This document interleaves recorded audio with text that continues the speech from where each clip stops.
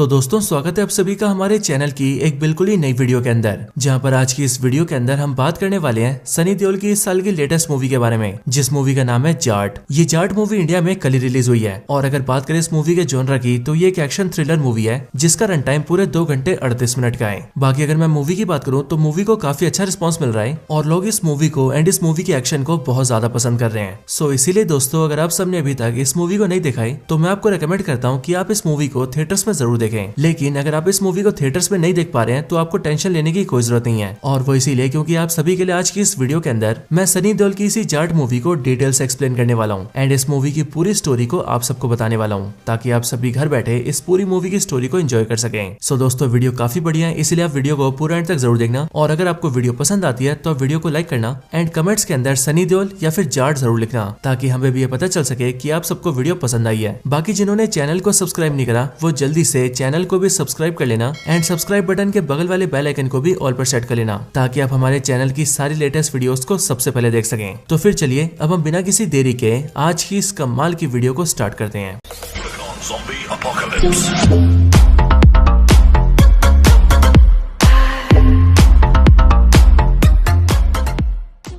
तो इस जाट मूवी की स्टार्टिंग होती है श्रीलंका से, और श्रीलंका के घने जंगलों के अंदर हम श्रीलंकन आर्मी को देखते हैं जिनके साथ इस टाइम पर श्रीलंका के कई सारे लेबर्स होते हैं यानी कि मजदूर। लेकिन दोस्तों इन्हीं सारे मजदूरों में हम ये नोटिस करते हैं कि इन सबके बीच ही यहाँ पर मूवी का मेन विलन भी होता है यानी कि रणदीप हुड्डा। हम ये जानते हैं कि रणदीप हुड्डा भी यहाँ पर एक मजदूर है और वो यहाँ पर अपने 3 भाइयों के साथ होता है। इसके साथ ही रणदीप हुड्डा का मूवी के अंदर नाम होता है राणा तुंगा, और इसी राणा तुंगा का यानी कि रणदीप हुड्डा का मूवी के अंदर एक भाई विनीत कुमार सिंह भी होता है, और विनीत कुमार सिंह का इस मूवी में नाम होता है सोमुलू। अब यहाँ पर हम ये देखते हैं कि इन सारे मजदूरों को श्रीलंकन आर्मी के जिन सारे सोल्जर्स ने बुलाया होता है वो इन सभी से यहाँ जंगलों में खुदाई करवाते हैं और उनसे कुछ ढूंढने को कहते हैं, क्योंकि इनके पास ये खबर होती है कि यहाँ पर कई सारी कीमती चीजें छुपी हुई हैं। और इसीलिए हम ये देखते हैं कि खुदाई करने के दौरान रणदीप हुड्डा यानी कि राणा तुंगा और उसके 3 भाइयों को यहाँ पर एक बहुत बड़ा बॉक्स मिलता है, एक ऐसा बॉक्स जो कि बहुत सारे सोने से भरा हुआ होता है। और इसीलिए सोने से भरे हुए इस बॉक्स को देखकर राणा तुंगा अपने भाइयों के साथ ये डिसाइड करता है कि वो चारों मिलकर इस सारे सोने को लेकर यहाँ से भाग जाएंगे। अब फिर ऐसा करने के लिए वो चारों मिलकर आसपास के सारे सोल्जर्स पर अटैक कर देते हैं और उनकी गन्स छीनकर उन्हें मारने लगते हैं। और फिर वो लोग किसी तरह से बचते हुए उस पूरे सोने से भरे हुए बक्से को उठाते हैं एंड पास के एक शिप को लेकर सीधा वहां से निकल जाते हैं और पानी के रास्ते श्रीलंका से होते हुए सीधा इंडिया के आंध्र प्रदेश आ जाते हैं। आंध्र प्रदेश आने के बाद ही वो सबसे पहले अपने बॉक्स को छुपाते हैं, लेकिन अपने सोने के बॉक्स को छुपाने के बाद जब वो थोड़ा आगे बढ़ते हैं तब उन्हें उस एरिया के लोकल पुलिस ऑफिसर्स पकड़ लेते हैं एंड वो उन्हें थाने लेकर जाते हैं। थाने लाने के बाद ही उन्हें पता लगता है कि वो चारों असल में श्रीलंकन्स हैं जो कि पानी के रास्ते श्रीलंका से इंडिया भाग कर आ गए हैं। लेकिन अब वो पुलिस वाले उन सबको वापस श्रीलंका न भेज दें, इसके लिए राणा तुंगा एंड उसके तीनों भाई मिलकर उस पुलिस ऑफिसर को काफी सारा सोना देते हैं, जिसके बाद उस सोने की लालच में आकर वो police officer Rana Tunga and उसके तीनों भाइयों को इंडिया में रहने देता है, और तो और उन्हें इंडियन सिटीजन बनाने के लिए वो उनके लिए आईडीज भी बनवा देता है। एंड फिर इसीलिए इसके आगे हम ये देखते हैं कि राणा तुंगा अपने तीनों भाइयों के साथ मिलकर आंध्र प्रदेश के उसी कोस्टल एरिया में रहने लगता है और धीरे धीरे करके आसपास के सारे गाँवों के ऊपर अपना दबदबा बना लेता है। और इस दौरान जो भी राणा तुंगा को रोकने की कोशिश करता है या फिर उसके खिलाफ जाता है उसे राणा तुंगा अपने भाइयों के साथ मिलकर खत्म कर देता है। और फिर इसीलिए देखते ही देखते राणा तुंगा का आसपास के 30 गांवों पर कब्जा हो जाता है और इस 30 के 30 गांव के सारे लोग राणा तुंगा से डरने लगते हैं। लेकिन फिर दोस्तों इसके बाद ही सीन शिफ्ट होता है और हम ये देखते हैं कि अब 15 साल बीत चुके हैं। 15 साल बाद हमें सीधा नई दिल्ली का नजारा दिखता है और इस टाइम पर यहाँ पर हम इंडिया के प्रेसिडेंट को देखते हैं जिनका नाम होता है प्रेसिडेंट वसुंधरा। हम ये देखते हैं कि प्रेसिडेंट ऑफ इंडिया को जल्दी से उसके ऑफिस बुलाया जाता है और जब वो ऑफिस आती है तब उसे कुरियर दिया जाता है और कुरियर उसके हाथों में देते हुए उसे बताया जाता है कि उस कुरियर को उसे जरूर देखना चाहिए। इसके बाद ही प्रेसिडेंट जैसे उस कुरियर को खोलती है वैसे वो ये देखती है कि उस कुरियर के अंदर कई सारे लोगों के कटे हुए अंगूठे रखे हुए हैं। साथ ही साथ उसके अंदर एक लेटर भी होता है जिस लेटर को एक 7-8 साल की बच्ची ने लिखा होता है। इसके बाद ही प्रेसिडेंट उस लेटर को पढ़ना स्टार्ट करती है, जिसके बाद उस लेटर को पढ़ के उसे पता लगता है कि ये लेटर आंध्र प्रदेश के कोस्टल एरियाज में रहने वाले एक छोटे से गाँव की एक छोटी सी बच्ची ने लिखा है, जो की लेटर में प्रेसिडेंट से कहती है कि वो और उसका पूरा गाँव बहुत बड़ी मुसीबत में है। और उसने अपनी स्कूल की बुक्स के अंदर ये पढ़ा था कि प्रेसिडेंट ऑफ इंडिया पूरे इंडिया में सबसे पावरफुल होते हैं और इसीलिए वो जो चाहे वो कर सकते हैं। एंड इसी वजह से वो प्रेसिडेंट ऑफ इंडिया से ये गुहार लगा रही है कि वो जल्दी से उसके गांव आए एंड उसके गांव वालों की हेल्प करें और प्रेसिडेंट को उसके पूरे गांव को मुसीबत से निकालना ही होगा। इसके साथ ही इस कुरियर बॉक्स के अंदर उसके गांव के भाई अपना अंगूठा भेज रहे हैं और अगर प्रेसिडेंट उनके गांव के लोगों की हेल्प नहीं करती है तो फिर अब बहुत ही जल्द उसके गांव के सारे भाई मिलकर अगली बार अपना सर काट कर प्रेसिडेंट को भेजेंगे। अब इस लेटर को पढ़कर प्रेसिडेंट को काफी शौक लगता है, क्योंकि वो देखती है कि इस गाँव की बच्ची को प्रॉब्लम तो बहुत बड़ी है, लेकिन इस बच्ची की एंड उसके पूरे गाँव की मदद ना तो पुलिस ने की और और न ही आंध्र प्रदेश के लोकल गवर्नमेंट ने, और इसी वजह से इस बच्ची को सीधा प्रेसिडेंट से हेल्प मांगनी पड़ रही है। लेकिन इसके साथ ही प्रेसिडेंट ये बात भी समझ जाती है कि उस गाँव के अंदर जो भी कुछ मैटर चल रहा है वो काफी बड़ा मैटर है, और फिर इसीलिए प्रेसिडेंट सीबीआई के एक सीनियर ऑफिसर को बुलाती है जिसका नाम सत्यमूर्ति होता है। एंड वो सत्यमूर्ति को ये सारी बातें बताती है और उसे स्पेशल पावर्स देके सीधा उस गाँव जाने को कहती है, ताकि सत्यमूर्ति उस गाँव में जाकर सारी सच्चाई का पता करे और इस सब के बारे में उससे आकर बताएं। लेकिन दोस्तों अब इसके बाद ही सीन शिफ्ट होता है और हम सीधा उसी गाँव को देखते हैं जिस गाँव से प्रेसिडेंट को चिट्ठी आई थी। यहाँ इस गाँव के अंदर हम ये देखते हैं कि जिन 10-12 लड़कों ने अपना अंगूठा काट के प्रेसिडेंट को भेजा था, उन सभी को राणा तुंगा एंड उसके आदमियों ने जान से मार दिया है। लेकिन इसी टाइम पर इस गाँव के पुलिस स्टेशन में एक नई सब इंस्पेक्टर आती है जिसका नाम होता है विजय लक्ष्मी। और इस विजय लक्ष्मी को जैसे इन सारे मर्डर्स के बारे में पता लगता है, वैसे वो जल्दी से गाँव में आती है और गाँव के लोगों से इस बारे में इंक्वायरी करती है। जिसके बाद गाँव के लोगों को भरोसा देने के बाद उसे पता लग जाता है कि एक्चुअल में इन सारे लोगों को मारने के पीछे राणा तुंगा का हाथ है। और फिर इसलिए इस बात को जानते ही विजय लक्ष्मी जल्दी से अपनी पुलिस फोर्स टीम को तैयार करती है एंड सभी को लेकर राणा तुंगा को अरेस्ट करने के लिए उसके घर जाती है। लेकिन दोस्तों यहाँ पर हम ये देखते हैं कि इस टीम के अंदर जितने भी मेल ऑफिसर्स होते हैं वो सब के सब राणा तुंगा का नाम सुनते डर जाते हैं और इसीलिए वो विजय लक्ष्मी के साथ जाने से मना कर देते हैं एंड वहाँ से भाग जाते हैं। लेकिन फीमेल ऑफिसर्स विजय लक्ष्मी का साथ देती हैं और फिर इसीलिए हम ये देखते हैं कि 7-8 फीमेल पुलिस ऑफिसर्स ऐसा ही विजय लक्ष्मी के साथ मिलकर सीधा राणा तुंगा के घर जाते हैं और वहाँ पर उसे अरेस्ट करने की कोशिश करते हैं। लेकिन वहाँ पर उन सबकी मुलाकात राणा तुंगा की वाइफ से होती है जिसका नाम होता है भारती। और यहाँ पर राणा तुंगा की वाइफ भारती को जैसे ये पता लगता है कि ये सारी फीमेल ऑफिसर्स उसके पति राणा तुंगा को अरेस्ट करने आए हैं, तब उसी टाइम पर वो राणा तुंगा के गुंडों से कहकर उन सारी पुलिस ऑफिसर्स को पकड़वा लेती है और एक एक करके उन सारी पुलिस ऑफिसर्स के कपड़े फड़वा देती है और उन सबके सबको अपने घर के कमरे में कैद करवा देती है। जिसके बाद ये सारी की सारी फीमेल पुलिस ऑफिसर्स अपनी हालत देखकर रोने लगती हैं और ऐसे किसी आदमी का इंतजार करने लगती है जो कि वहाँ पर आकर उन सबको छुड़ा सके। लेकिन फिर इसके बाद ये सीन शिफ्ट होता है और हम मूवी के मेन कैरेक्टर यानी कि सनी देओल को देखते हैं। हम देखते हैं कि इस टाइम पर सनी देओल अयोध्या में होता है और इसीलिए वो अयोध्या से सीधा एक ट्रेन पकड़ता है और ट्रेन के जरिए इंडिया में घूमने के लिए निकल जाता है। लेकिन दोस्तों जब सनी देओल की ये वाली ट्रेन आंध्र प्रदेश तक पहुंचती है, तब उसी टाइम पर ट्रेन के आगे की पटरी में कुछ दिक्कत आ जाती है और फिर इसीलिए जिस ट्रेन के अंदर सनी देओल होता है उस ट्रेन को पटरी पर ही रोक दिया जाता है। लेकिन अब क्योंकि सनी देओल को काफी तेज भूख लगती है, इसीलिए वो खाना खाने के लिए ट्रेन से नीचे उतरता है और आसपास देखने लगता है। जिसके बाद ही उसे पास में एक ढाबा दिखता है जहाँ पर जाकर वो इडली खरीदता है और उसे खाने लगता है। लेकिन इसी टाइम पर हम ये देखते हैं कि उस ढाबे के अंदर और भी कई सारे गुंडे आते हैं और वो लोग उस ढाबे के अंदर खाना खाने के बहाने तोड़फोड़ करने लगते हैं और इसी दौरान उनमें से एक गुंडे के हाथ से सनी देओल की इडली गिर जाती है, जो देखकर सनी देओल को अच्छा नहीं लगता है और फिर इसीलिए सनी देओल यानी कि जाट सीधा उस गुंडे के पास जाता है एंड वो उसे बताता है कि उसका धक्का लगने की वजह से उसकी इडली गिर गई है और इसीलिए वो ये चाहता है कि वो ऐसा करने के लिए उससे माफी मांगे। लेकिन जाट की बात सुनकर वो गुंडा उस पर हंसने लगता है एंड वो जाट को चुपचाप से वहाँ से जाने के लिए कहता है। अब ये देखकर जाट को बहुत गुस्सा आता है और इसीलिए वो उस गुंडे को जोर से चाटा मारता है, जिस वजह से वो गुंडा और उसके सारे साथी जाट पर हमला कर देते हैं। लेकिन जाट तो जाट है और इसीलिए वो उन सारे गुंडों को पीट देता है और जिसने उसकी इडली गिराई थी उससे माफी मांगने के लिए कहता है। लेकिन वो गुंडा जाट को अपने बॉस की धमकी देता है और वो उससे कहता है कि हमारा बॉस राम सुब्बा रेड्डी है, जो कि बहुत ही खतरनाक और पावरफुल इंसान है। बट ये सुनकर जाट उससे कहता है कि अगर ऐसी बात है तो तेरा बॉस मुझसे सॉरी बोलेगा। और फिर ये बोलने के बाद वो उन सारे गुंडों को उन्हीं की गाड़ी में लोड करता है और सीधा राम सुब्बा रेड्डी के घर जाता है। अब आगे हमें पता लगता है कि ये राम सुब्बा रेड्डी आसपास का एक लोकल पॉलिटिशियन है जिसकी पूरे एरिया में काफी पावर है। इसके साथ ही जब जाट इसके घर पहुंचता है तब वो ये देखता है कि इसके घर में पैसों से भरे हुए बहुत सारे बॉक्सेस रखे हैं और उन पैसे के बॉक्सेस को गाड़ियों में लोड करके कहीं पर भेजा जा रहा है। लेकिन इसके बाद ही वो राम सुब्बा रेड्डी के घर में एंटर होता है और राम सुब्बा रेड्डी को उसके गुंडे दिखाकर सारी बात बताता है एंड फिर वो उससे कहता है कि अब वो उससे सॉरी बोलेगा। लेकिन राम सुब्बा रेड्डी को ये देखकर बहुत गुस्सा आता है और इसीलिए वो सॉरी बोलने की बजाय उस पर अपने गुंडे छोड़ देता है। लेकिन जाट राम सुब्बा रेड्डी के भी सारे गुंडों को पीट देता है और उसके बाद ही वो राम सुब्बा रेड्डी को भी मारता है। लेकिन फिर इसके बाद भी राम सुब्बा रेड्डी जाट को सॉरी नहीं बोलता एंड वो उसे अपने बॉस की धमकी देता है और उसके बॉस का नाम होता है सोमुलू। और जैसे कि दोस्तों आपको पता है कि सोमुलू वही बंदा है जो कि रणदीप हुड्डा का यानी कि राणा तुंगा का छोटा भाई है। अब सोमुलू का नाम सुनते ही जाट उससे कहता है कि अब मुझसे सोमुलू सॉरी बोलेगा और फिर ऐसा करने के लिए वो राम सुब्बा रेड्डी एंड उसके गुंडों को गाड़ी में लोड करता है और उन सबको लेकर सीधा सोमुलू के पास आता है। हम ये देखते हैं कि सोमुलू इस टाइम पर एक सरकारी ऑफिस में होता है जहाँ पर उसने अपने गुंडों के साथ मिलकर उस ऑफिस के सारे ऑफिसर्स को वहाँ पर बिठा रखा होता है और उनसे जबरन फेक स्टैंप पेपर्स तैयार करवा रहा होता है। साथ ही उन पेपर्स पे नकली स्टैंप और नकली साइन भी लगवा रहा होता है। लेकिन अगले पल वहाँ पर जाट आता है एंड वो उससे सॉरी कहने के लिए कहता है। लेकिन सबकी तरह सोमुलू भी उस पर हंसता है एंड वो उस पर अटैक कर देता है, जिसके रिस्पॉन्स में जाट उसके भी गुंडों को पीटता है और आखिर में सोमुलू को पीट कर उससे कहता है कि वो जल्दी से उससे सॉरी कह दे। लेकिन इसके बाद ही सोमुलू जाट से कहता है कि उसे पता नहीं है कि उसका भाई कौन है, उसका भाई है राणा तुंगा। और दोस्तों अब जैसे जाट राणा तुंगा का नाम सुनता है वैसे वो कहता है कि अब मुझसे राणा तुंगा सॉरी बोलेगा और फिर इसके लिए वो सोमुलू और पुराने गुंडों को गाड़ी में लोड करता है और सीधा जाता है राणा तुंगा के घर के अंदर। घर आने के बाद ही सोमुलू अपने बड़े भाई राणा तुंगा को बुलाता है, जिसके बाद जाट उसे पूरी वारदात बताता है और आगे वो राणा तुंगा से कहता है कि अब वो जल्दी से उससे सॉरी कह दे। जाट की बातें सुनकर राणा तुंगा उससे सॉरी कह देता है। अब राणा तुंगा के मुंह से सॉरी सुनकर सारे लोग काफी शॉक हो जाते हैं। लेकिन जो जो जाट होता है वो इस बात को सुनकर काफी खुश होता है और स्माइल करते हुए वहाँ से जाने लगता है। लेकिन वहाँ से जाने के टाइम ही वो नोटिस करता है कि इस टाइम पर राणा तुंगा के घर के अंदर कई सारे पुलिस ऑफिसर्स की फटी हुई वर्दी पड़ी है। और फिर इसीलिए जाट जैसे उन यूनिफॉर्म्स को पास से देखता है तब उनकी नेम प्लेट्स को पढ़ के उसे पता लगता है कि ये सारी पुलिस यूनिफॉर्म फीमेल ऑफिसर्स की है। लेकिन जाट के ये सब देखने की वजह से राणा तुंगा उससे कहता है कि तुम्हें यहाँ पर मुझसे सॉरी चाहिए था और मैंने तुम्हें सॉरी बोल दिया है, इसीलिए अब तुम यहाँ से चुपचाप निकल जाओ। लेकिन जाट राणा की बात नहीं मानता एंड वो उससे कहता है कि वो जब से इस गाँव के अंदर आया तब से उसने काफी अजीब चीजें देखी है। जैसे कि सबसे पहले राम सुपर रेड्डी जो कि एक लोकल पॉलिटिशियन है, उसके घर में पैसों से भरे हुए बहुत सारे बड़े बड़े बॉक्सेस थे जिन्हें वो कहीं पर भेज रहा था। इसके साथ ही जो सोमुलु था वो भी एक सरकारी ऑफिस के अंदर बहुत सारे फेक स्टैम्प पेपर्स बनवा रहा था। और अब यहाँ कर उसने ये देखा है कि यहाँ पर कई सारे फीमेल ऑफिसर्स के कपड़े पड़े हैं एंड इसीलिए ये सब देखकर वो ये समझ चुका है कि यहाँ पर कुछ ना कुछ तो बहुत गड़बड़ है। और इस टाइम पर राणा तुंगा ने अपने घर में कई सारी फीमेल ऑफिसर्स को छुपा कर रखा है। अब ये बोलने के बाद ही जाट उसके घर में खोजबीन करने लगता है, जिसके बाद ही उसे राणा तुंगा के घर के कमरे के अंदर sub inspector Vijay Lakshmi and उसके साथी ऑफिसर्स मिलती हैं। और उनके मिलते ही जाट सबसे पहले उन्हें उनकी यूनिफॉर्म देता है और उन सभी को वहाँ से अपने साथ ले जाने लगता है। जब जाट वहाँ से उन लड़कियों को ले जा रहा होता है तब उस टाइम पर राणा तुंगा उससे कहता है कि अगर वो इन सबको अपने साथ ले जाना चाहता है तो शौक से ले जाए, लेकिन जाने से पहले वो उससे ये बताना चाहता है कि इस गाँव के साथ साथ आसपास के 30 गाँव पर उसका कब्जा है और इसीलिए यहाँ पर सिर्फ उसका राज चलता है। इसीलिए वो जाट से कहता है कि अभी तो वो इन लड़कियों को लेकर जा रहा है, लेकिन आज शाम होते होते वो खुद ही उसके पास आएगा एंड गिड़गिड़ाते हुए उससे जान की भीख मांगेगा। लेकिन जाट उसकी बात को इग्नोर करता है एंड वो लड़कियों को लेकर वहाँ से चला जाता है। अब जाट और लड़कियों के जाने के बाद ही राणा तुंगा की मदर उससे पूछती है कि उस आदमी ने उसके छोटे भाई सोमुलु को बहुत बुरी तरह से मारा था। सो इसीलिए यह सब होने के बाद भी राणा तुंगा ने उसे यहाँ से जिंदा क्यों जाने दिया। अपनी मदर की बात सुनकर राणा तुंगा उनसे कहता है कि इस आदमी ने मेरे छोटे भाई को सबके सामने मारा था और इसीलिए अगर मैं इसे घर के अंदर मारता तो बाहर दुनिया को इसकी मौत के बारे में कुछ भी पता नहीं लगता। और इसीलिए मैं पहले तो इसे इसके घुटनों पर लेकर आऊंगा एंड फिर उसके बाद इसे सबके सामने मारूंगा ताकि पूरी दुनिया को पता चल सके कि मेरे छोटे भाई पर हाथ उठाने का क्या अंजाम होता है। बाकी दोस्तों, अगर आप लोग यहाँ पर ये सोच रहे हैं कि राणा तुंगा श्रीलंका से इंडिया तो अपने 3 भाइयों के साथ आया था, तो फिर यहाँ पर उसकी वाइफ एंड उसकी मदर कहाँ से आ गई? तो इसके लिए दोस्तों मैं आपको बता दूं कि जब राणा तुंगा ने धीरे धीरे करके इंडिया में सेटल होना स्टार्ट किया और आसपास के सारे गाँव पर अपना राज जमाया, तब उसके बाद ही उसने अपनी पावर्स का इस्तेमाल करके अपनी मदर एंड अपनी वाइफ को श्रीलंका से इंडिया बुला लिया और फिर उसके बाद से वो उन्हें भी अपने साथ रखने लगा। अब दोस्तों इसके बाद ही हम ये देखते हैं कि जैसे जाट सारी लड़कियों को लेकर बाहर निकलता है, वैसे कुछ दूर जाने के बाद ही उस पर राणा तुंगा के गुंडे हमला कर देते हैं। और वैसे उस हमले के अंदर जाट उन सबको बीट तो कर देता है, लेकिन उसी अटैक की वजह से एक लड़की बहुत ज्यादा घायल हो जाती है और फिर इसीलिए उस लड़की का इलाज करने के लिए वो लोग उसे गाँव के अंदर ले जाते हैं और गाँव वालों से मदद मांगते हैं। लेकिन गाँव के अंदर आने के बाद वो लोग ये देखते हैं कि जिस गाँव के पास से वो लोग गुजर रहे थे वो पूरा गाँव खाली है और उस पूरे गाँव के अंदर एक भी आदमी नहीं है। लेकिन तभी कुछ टाइम बाद उस गाँव से एक अम्मा बाहर आती है और वो उस लड़की के लिए पानी लेकर आती है, लेकिन वो लड़की पानी पीने से पहले ही मर जाती है और इसीलिए ये देखकर सारी लड़कियां और जाट सभी को बहुत दुख होता है। लेकिन फिर इसके बाद ही जाट के मन में सवाल उठता है और फिर इसीलिए वो ऐसा ही विजय लक्ष्मी से कहता है कि तुम मुझे बताओ कि आखिरकार यहाँ पर चल क्या रहा है, आखिरकार ये पूरा का पूरा गाँव खाली क्यों है और आखिर तुम इन लड़कियों के साथ मिलकर राणा तुंगा को अरेस्ट करने क्यों गई थी। ये सब सुन के विजय लक्ष्मी जाट को पूरी स्टोरी बताना स्टार्ट करती है। वो जाट को बताती है कि राणा तुंगा यहाँ का बहुत बड़ा गुंडा है और उसने आसपास के 30 गाँव पर अपना कब्जा कर रखा है और इन सारे गाँव वालों के ऊपर वो बहुत ज्यादा जुल्म करता है और ये सब करने से उसे यहाँ की ना तो पुलिस रोकती है ना ही सरकार। लेकिन अभी बीते कुछ सालों से उन लोगों ने नोटिस किया था कि राणा तुंगा यहाँ आसपास के गांव के बहुत सारे लोगों को मारने लगा था और उन सारे गांव वालों की लाशें हमें गांव के अलग अलग हिस्सों में मिलती थी और इसी तरह से उसने कल के दिन भी 10-12 जवान लड़कों को मार दिया और उनके सर काट दिए। लेकिन मैंने उनके परिवार वालों को भरोसा दिलाया कि मैं उन्हें इंसाफ दिलाऊंगी और इसीलिए उन लोगों ने गवाही दी कि ये सब राणा तुंगा ने किया है एंड इसीलिए मैं अपनी टीम लेकर उसे अरेस्ट करने गई थी। लेकिन जब मैं उसे अरेस्ट करने उसके घर पहुंची तब उसकी वाइफ ने हमें कैप्चर कर लिया, हम सबकी सारी यूनिफॉर्म फाड़ दी और राणा तुंगा के गुंडों से हमारे साथ बहुत गलत काम करवाए। लेकिन ये सब करने के बाद ही राणा तुंगा की वाइफ हमसे मिलने आई और फिर उस टाइम पर उसने हमें एक बहुत ही बड़ी बात बताई, राणा तुंगा के बारे में एक बहुत ही बड़ा सच। और फिर उस सच को सुनकर हमें पता लगा कि आखिरकार राणा तुंगा ने गांव वालों को अचानक से मारना क्यों शुरू कर दिया है, क्योंकि असल में वो ये सब कर रहा है गांव वालों की जमीन के लिए। अब असल में इन सब की शुरुआत हुई स्विट्जरलैंड के डेवोस से। वहाँ स्विट्जरलैंड के डेवोस शहर के अंदर एक बहुत ही बड़े बिजनेसमैन ने आंध्र प्रदेश के लोकल मिनिस्टर से मीटिंग तय करी और उस मीटिंग के अंदर उसने मिनिस्टर को ये बताया कि असल में वो और उसकी कंपनी न्यूक्लियर बॉम्ब के प्रोजेक्ट्स के ऊपर काम करती है, लेकिन जो न्यूक्लियर बॉम्ब्स होते हैं उन्हें बनाने में यूरेनियम का इस्तेमाल होता है और ये यूरेनियम पूरी दुनिया में बहुत ज्यादा रेयर है। लेकिन कुछ टाइम पहले साइंटिस्टों ने यूरेनियम का ऑल्टरनेटिव निकाल लिया है एंड उसका नाम है थोरियम। और हमारी रिसर्च और सैटेलाइट की इमेजेस से हमें पता लगा है कि ये जो थोरियम है वो ऑस्ट्रेलिया और इंडिया के अरुणाचल प्रदेश के कोस्टल एरियाज में पाया जाता है और इंडिया के अरुणाचल प्रदेश के कोस्टल एरियाज में यह बहुत ज्यादा है और इसी वजह से हमें वहाँ की पूरी जमीन चाहिए ताकि हम वहाँ पर खुदाई करके वहाँ से सारा थोरियम निकाल सके। लेकिन अब क्योंकि ऐसा करने के लिए इंडियन गवर्नमेंट कभी भी अलाउ नहीं करेगी, इसीलिए हम लोग ये चाहते हैं कि तुम यानी कि आंध्र प्रदेश के लोकल मिनिस्टर इस डील में हमारा साथ दो और हमें वो पूरी जमीन दिलवाओ, जिसके बदले में हम तुम्हें मुंह मांगी कीमत देंगे। अब पैसे की बात सुनकर वो मिनिस्टर बिक जाता है और इसलिए वो बिजनेसमैन को सीधा राणा तुंगा से मिलवाता है और गाँव खाली करवाने का जिम्मा राणा तुंगा को सौंपता है एंड इस काम के लिए वो राणा तुंगा को 25,000 करोड़ ऑफर करता है,